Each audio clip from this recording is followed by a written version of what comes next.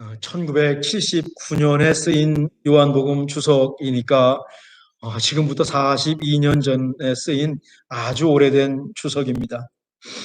그 주석에 의하면 당시에 그 필라델피아에 있는 한 크리스찬 그 라디오 프로그램에서 이제 거리로 나가서 사람들에게 이렇게 질문했답니다. 예수님이 누구십니까? Who is Christ? 라고 질문을 했대요. 당시는요, 지금 40년 전이니까 미국 사람 국민들의 70% 이상이 교회에 등록이 되어 있고 절반 정도가 매주 예배에 참석하던 그런 때입니다. 예수님이 누구십니까? 라고 질문을 했대요. 사람들이 이렇게 대답하더랍니다. 순수한 에너지 그 자체. 참 신기한 대답을 했어요. Essence of pure energy라고 했대요. 예수님을 에너지로 생각한 것이 흥미롭죠? 아마 예수님을 믿으면 에너지가 생긴다, 능력이 생긴다는 것에서 착안한 대답일 수 있어요. 그냥 good man, 좋은 분인 것 같아요 라고 대답했대요. 또 리더, 인도자, 지도자이십니다 라고 대답했대요. 그런데 많은 사람들이 뭐라고 대답했냐면 I'm not sure, I just don't know. 난 모르겠습니다. 정말 모르겠습니다. 예수님이 누구냐고 물어봤는데 절반가량이 교회에 출석하고 있는데 70%가 교인인데 지금도 아니고 1970년대 초반인데 예수님 누구냐고 물어보니까 나 모르겠습니다. 정말 모르겠어요. 라고 대답했대요. 참 미국 하면 기독교 국가라고 생각했던 시절인데 사람들은 예수님이 누군지 모른다 라고 대답했어요. 지금은 어떨까요? 우리가 무엇을 믿는지요? 우리가 믿는 예수님은 어떤 분인지요? 혹시 이 시간 스스로에게 예수님이 누구신가 물어보십시오. 사실 우리는요, 언제 누가 물어봐도 대답할 수 있어야 합니다. 이제 오늘 우리가 배우겠습니다. 어떤 목사님이 주일학교 아이들에게 설교를 하면서 퀴즈를 냅니다. 그리고 설명을 잘 듣고 손을 들어서 맞춰보라고 했어요. 한번 여러분들도 지금 맞춰보시죠. 이것은 나무에 삽니다. 도토리를 좋아합니다. 너무 쉽잖아요. 근데 아무도 손을 들지 못하는 겁니다. 목사님의 힌트가 계속돼요. 회색 털이고 북슬북슬한 긴 꼬리를 갖고 있습니다. 아이들이 정답을 알겠다는 듯이 서로 쳐다봅니다. 그래도 손을 드는 아이가 없어요. 목사님이 한 번 더 얘기합니다. 이 가지에서 저 가지로 점프해서 이동합니다. 흥분하면 떨면서 꼬리를 뒤집습니다. 마침내 한 꼬마가 손을 번쩍 들더니 이렇게 말했답니다. 목사님, 제 생각에는 다람쥐가 분명합니다. 그런데 왠지 정답은 예수님이어야 할 것 같습니다. 이 예화가 두 가지를 시사합니다. 하나는 부정적인 측면입니다. 교회에서는 무조건 무슨 일만 있으면 예수님을 찾는다는 겁니다. 아무 때나 아멘하지 않습니까? 시도 때도 없이 아멘하듯이 그냥 무조건 교회에서는 예수님이라고 답을 해야 될 것 같아요. 나무에 살고 도토리를 먹는다면 이건 누가 봐도 다람쥐인데 교회에서는 다람쥐라고 하면 혼날 것 같은 분위기입니다. 그래서 아이들이 다 알면서도 손을 들지 못했고 한 아이가 용기를 내서 이거 다람쥐가 맞는데 왠지 예수님이라고 얘기해야지 있어 보이는 곳이 교회다라는 거예요. 맹목적이다라는 것입니다. 그러니까 막상 예수님이 누구냐고 물으면 대답을 못하는 거죠. 또 이 예화에는 또 긍정적인 측면도 들어있어요. 사실 여하를 제쳐두고 예수님이 정답일 때가 있습니다. 어렸을 때는 더 그랬죠. 아무리 무서워도 기도하면 예수님께서 우리의 무서움을 쫓아내신다고 믿고 기도했어요. 또 기도하고 하면 정말 무서움이 없어졌습니다. 예수님이 모든 일의 답이었습니다. 그만큼 예수님을 의지했습니다. 실제로 예수님을 믿었어요. 어렸을 때는 기도한 걸 그대로 주실 것이라고 확실히 믿었어요. 우리 예배하는 우리 아이들, 주일학교 아이들도 그렇게 믿고 기도하고 있을 겁니다. 조금 나이가 들면서 예수님이 서서히 바깥으로 밀려납니다. 가끔씩 아니, 일주일에 한 번 교회에 와서 예수님을 찾지 평상시에는 예수님을 문 밖에 세워두고 문도 열어주지 않습니다. 그렇게 살다 보니까 때로는 어릴 적 신앙이 그리운 거예요. 그 수했던 신앙이 그리운 거예요. 생각해보면 매사에 예수님이 정답이죠. 예수님께 붙들려 사는 것이 참 좋습니다. 힘들 때 먼저 찾는 분이 예수님입니다. 옳고 그름이 헷갈립니다. 그때도 예수님이 어떻게 하실까? 먼저 찾습니다. 예수님, 예수님. 인생의 질문도, 인생의 답도 예수님으로 시작해서 예수님으로 끝이 납니다. 그런 점에서 다람쥐가 맞긴 맞는데 왠지 예수님이 정답일 것 같다는 꼬마의 대답에 긍정적인 메시지도 들어 있어요. 무조건 맹목적으로 예수님을 찾는 것은 조심해야 합니다. 주문 외우듯이 예수님을 찾아도 안 됩니다. 그런데 예수님이 우리 신앙과 삶의 답이 되기를 바랍니다. 여러분 각각의 삶과 여러분이 갖고 있는 각각의 질문과 각각의 문제 속에서 예수님을 발견하시고 예수님을 만나시고 예수님이 정답인 것을 우리가 체험하기를 또한 간절히 원합니다. 코바디스라고 하는 영화가 있어요. 영화 속에서 기독교인들이 만나면 땅에다가 이렇게 물고기를 그립니다. 전 그 장면이 지금도 잊혀지지가 않아요. 그때는 잡히면 감옥에 가고 심하면 목숨을 잃는 박해 핍박의 시대였습니다. 그래서 기독교인들이 대놓고 기독교인이라고 말할 수가 없으니까 저 사람이 기독교인 것 같으면 그 옛날에 그 간첩들이 접선하듯이 땅에다가 물고기를 그립니다. 상대방도 물고기를 그립니다.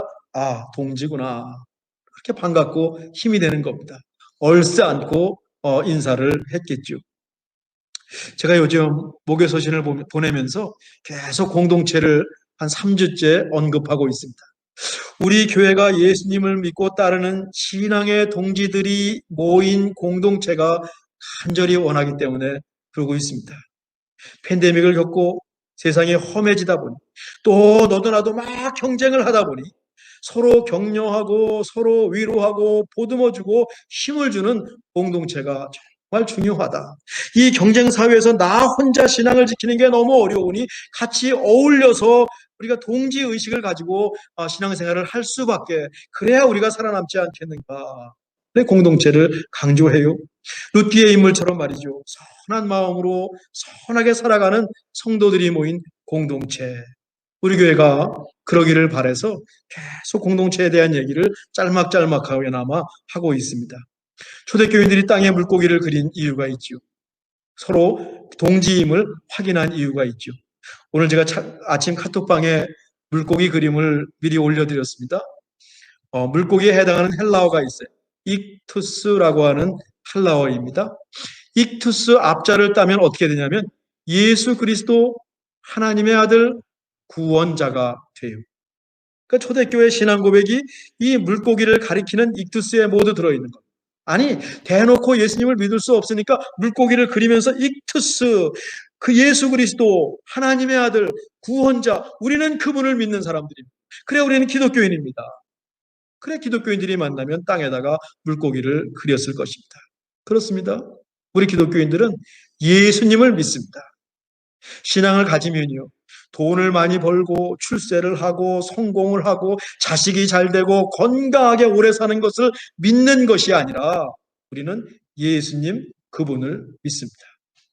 예수님께서 우리를 죽음에서 생명으로 옮겨주신 메시아 되시고 고엘 구원자이심을 믿습니다.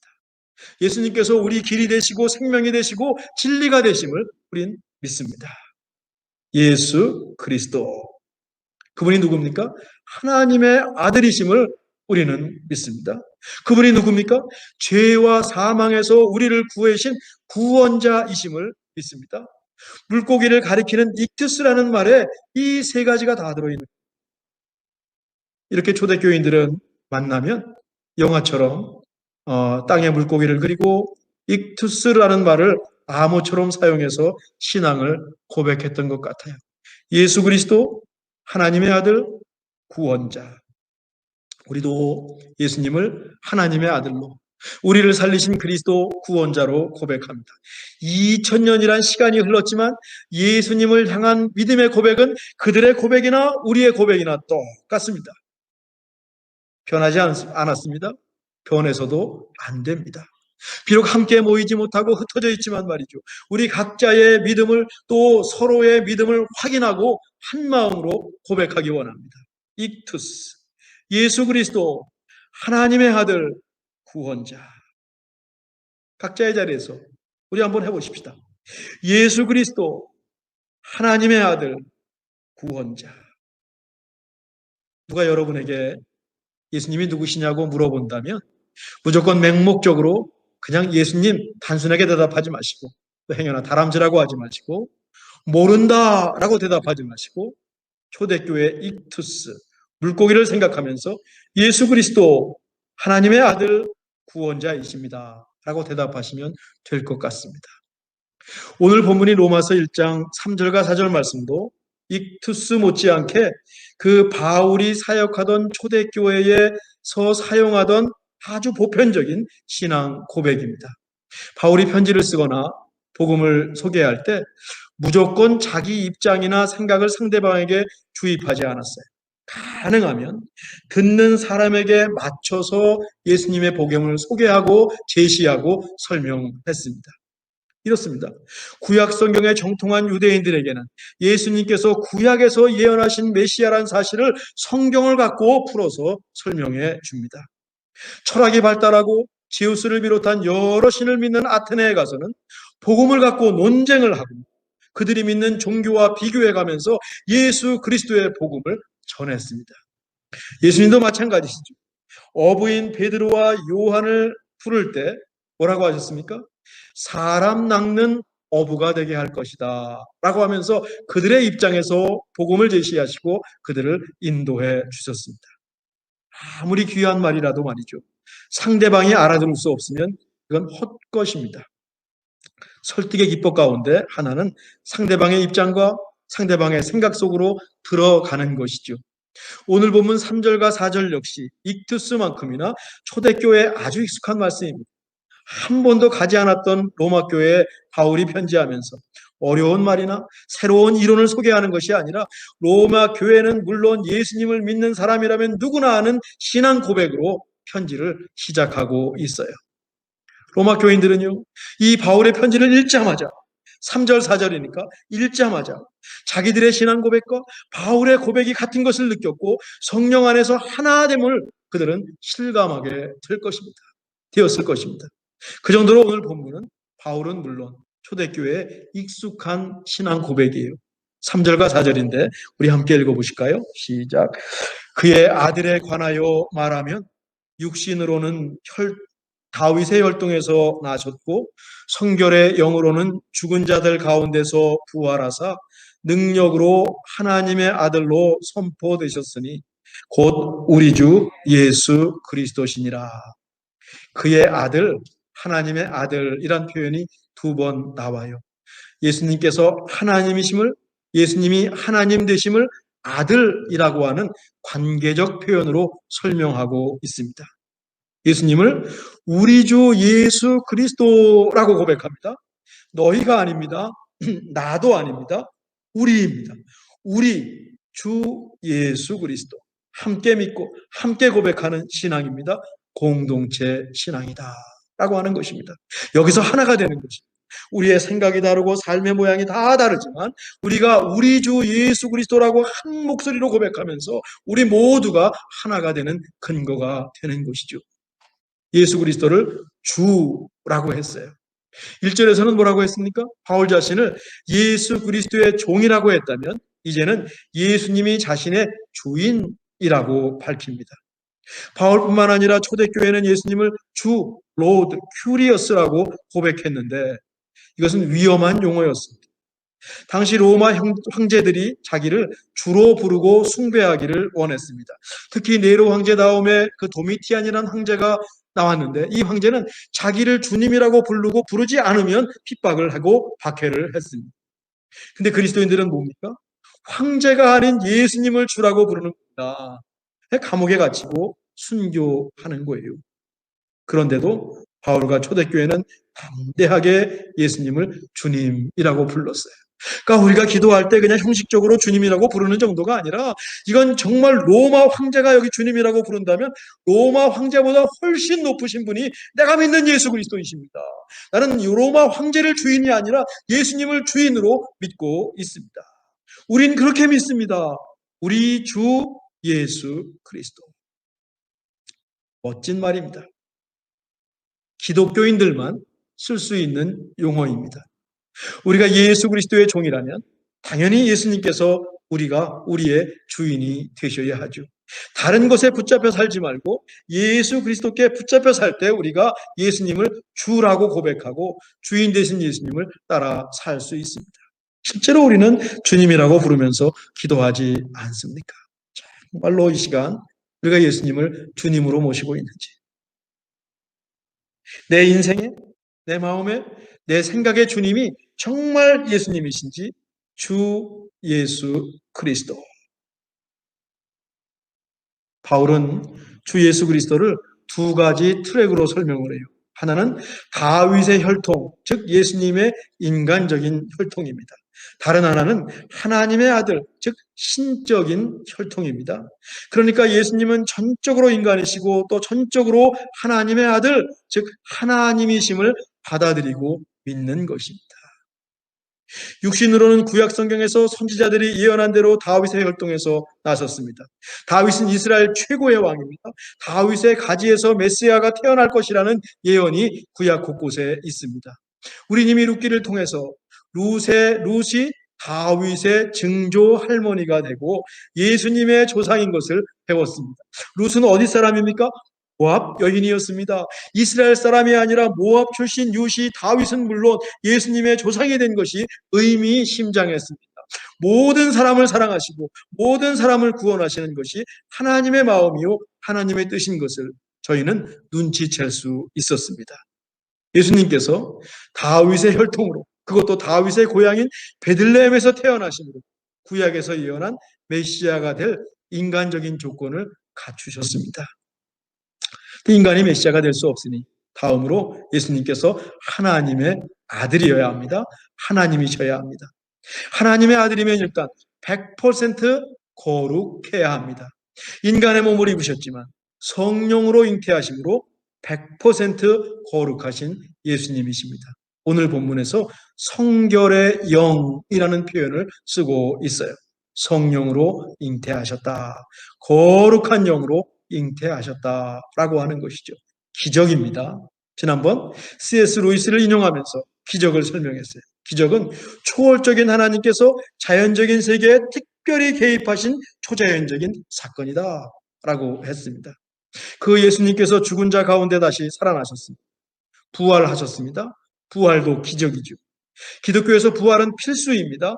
우리의 모든 허물과 죄를 대신 지고 십자가에 죽으심으로 우리의 죄가 사라졌다면 그 다음으로 죽음을 이기고 부활하심으로 우리에게도 부활의 능력, 곧 생명이 찾아왔습니다. 죽음에서 살아나신 그 능력으로 예수님께서 하나님의 아들이라고 선포되셨습니다. 여기서 선포되었다라고 하는 것은 죽음을 이기신 부활을 통해서 하나님의 아들로 증명되었다라고 하는 적극적인 의미가 들어 있습니다. 그래서 바울과 초대교회 그리고 우리 모두 예수님을 주 예수 그리스도로 고백합니다. 다윗의 혈통으로 태어나신 인간, 사람의 아들, 하지만 성령으로 태어나신 하나님의 아들, 부활하심으로 하나님이심을 입증해내신 하나님. 그래서 우리는 뭐라고 고백합니까? 주 예수 그리스도, 그의 아들에 관하여 말하면 육신으로는 다윗의 혈통에서 나셨고 성결의 영으로는 죽은 자들 가운데서 부활하사 능력으로 하나님의 아들로 선포되셨으니 곧 우리 주 예수 그리스도시니라. 누가 여러분에게 예수님이 누구십니까? 라고 물어보시면 이렇게 대답하셔야 되는데 어렵죠? 이것을 여러분의 말로 다시 설명하면 되는 것입니다. 그의 아들에 관하여 말하면 육신으로는 다윗의 혈통에 나셨고 얼마든지 설명하실 수 있죠. 성결의 영으로는 죽은 자들 가운데서 부활하사 능력으로 하나님의 아들로 입증되셔서 우리는 그분을 주 예수 그리스도로 고백하고 있습니다. 아마 지금도 거리에 나가서 예수님이 누구시냐고 물어보면 대답이 제각각일 겁니다. 뭐 거리에 나가면 당연하지 않겠습니까? 요즘 시대에. 근데 교회에 가서 예수님이 누구시냐고 물어도 대답이 다르면 안 됩니다. 똑같은 대답을 해야 됩니다. 이건 정답입니다. 과연 어떻게 대답할까요? 우리 예배에 안 오셨지만 예배 다 오셔서 예배 끝납니다. 저 밖에서 나가면서 예수님이 누구십니까? 라고 녹음기를 대고 인터뷰하면 우리 참빛교회 식구들은 뭐라고 대답할까요? 오늘 배웠으니까 얼른 대답하실 수 있을 것 같아요. 기억하셨으면 좋겠습니다. 근데 모르겠습니다. 이건 솔직하지만 너무 아쉬움이 큰 대답입니다. 기독교인이라면 누구보다 우리 참빛교회 식구들은 예수님을 예수 그리스도 하나님의 아들 구원자 이투스 조금 풀어 설명하면 육적으로는 다윗의 혈통으로 나셨고 영적으로 신앙적으로는 부활하셔서 하나님의 아들이심을 입증하셨습니다. 마지막에는 그래서 우리 모두 예수님을 우리 주 예수 그리스도로 고백합니다. 이건 멋진 고백입니다. 우리 참빛교회 식구들이 이것을 확실히 아시고 확실하게 고백한다면 우리 교회는 정말 규모가 작은 교회지만 멋진 교회입니다. 최고의 교회입니다. 1등 교회입니다. 초대교회에서는요, 이렇게 고백해야 비로소 세례를 베풀고 기독교인으로 인정을 했어요. 이렇게 고백하지 않으면 아직 우리 기독교인이 아니다 라고 생각을 했습니다. 지금 우리는 너무 쉽게 예수님을 믿고 있는지도 몰라요. 첫 단추를 잘못 끼고 있는지도 몰라요. 첫 단추 안 끼고 옷 입었다고 얘기하면서 내가 예수님을 믿습니다 라고 말하니 나는 모릅니다 라는 대답이 가능하겠죠. 맹목적으로 예수님이라고 답하는 것이 아니라 진정한 의미에서 예수님께서 모든 것의 대답이심을 또한 체험하기를 간절히 원합니다. 우리 한 주간 예수님을 우리 마음에 품고 마음에 모시고 예수님의 사랑으로 예수 그리스도 그 이름의 능력으로 우리 살아갑시다. 우리 주 예수 그리스도 다윗의 혈통에서 나셨고 부활하심으로 능력으로 하나님의 아들이심을 입증하셨습니다. 우리 모두 함께 예수님을 주 예수 그리스도라고 외쳐 고백합시다. 정말 우리가 다 함께 모였다면 그러니까 여러분에게 따라 하십시다라는 말 한마디도 하는데 정말 함께 고백하고 싶습니다. 주 예수 그리스도. 우리의 선포, 우리의 고백, 우리의 간증, 우리의 삶이 이 속에 다 들어 있어야 될 줄 믿습니다. 기도하겠습니다. 하나님, 우리가 믿는 예수님을 향한 우리의 고백이 확실하게 하옵소서. 우리 온 교회가 예수님을 하나님의 아들로 구원자로 주님으로 고백하고 선포하게 도와 주옵소서. 우리의 주님 되시고 생명 되신 예수님의 이름으로 기도하옵나이다. 아멘.